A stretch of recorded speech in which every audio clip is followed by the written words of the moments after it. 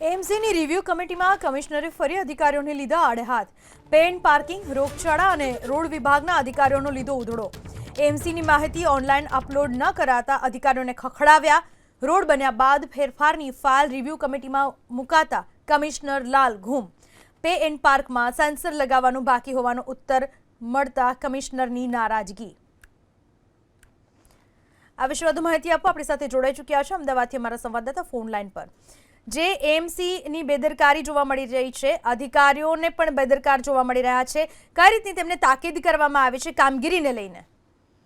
જો દર બુધવારે અમદાવાદ મહાનગરપાલિકાની જે રિવ્યુ કમિટીની બેઠક મળતી હોય છે તેમાં અલગ અલગ મહિના પ્રમાણે અધિકારીઓને સોંપાયેલા કામગીરી અંગે કમિશનર પોતે તે બાબતની જાણ લેતા હોય છે, માહિતી લેતા હોય છે અને તેમાં આજે અલગ અલગ ઈ ગવર્નન્સ રોડ વિભાગ તેની સાથે પીએસ પાર્કિંગ સહિતના વિભાગો છે તેના અધિકારીઓ સાથે તેમની બેઠક થઈ હતી અને તેમાં કમિશનર તરફથી કેટલાક સવાલ પૂછવામાં આવ્યા હતા, જેમાં ખાસ તો પીએસ પાર્કિંગમાં હાલમાં કેટલા પ્લોટ ખાલી છે અથવા કેટલા પ્લોટમાં સીસીટીવી લગાવવાની કામગીરી બાકી છે તેને લઈને અધિકારી પાસે કોઈ જવાબ ન હતો, જેના કારણે કમિશનર લાલગુમ થયા હતા.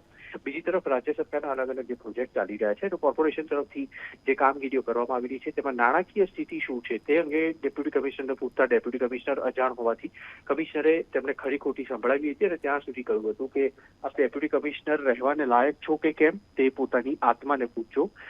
ઈ ગવર્નન્સ વિભાગ અને રોડ વિભાગ દ્વારા પણ જે રોડ અત્યારે આરસીસી નો રોડ બનાવવાની કામગીરી કરવામાં આવી રહી છે તેમાં કમિશનર તરફથી જે ફાઇલ આવી હતી તેમાં પૂછપરછ કરવામાં આવી. તેમાં જાણવા મળ્યું કે રોડ હજી બનવાની તૈયારીમાં છે અને તેવા સંજોગોમાં વધારાની કામગીરી માટે રોડ વિભાગે આ ફાઇલ મૂકી હતી, જેના કારણે પણ કમિશનર લાલ ગુમ થયા હતા અને તેમણે તે ફાઇલ સહી કર્યા વગર પાછી મોકલી. તેમ અલગ અલગ વિભાગના અધિકારીઓનો ઉધડો લેવાયો હતો.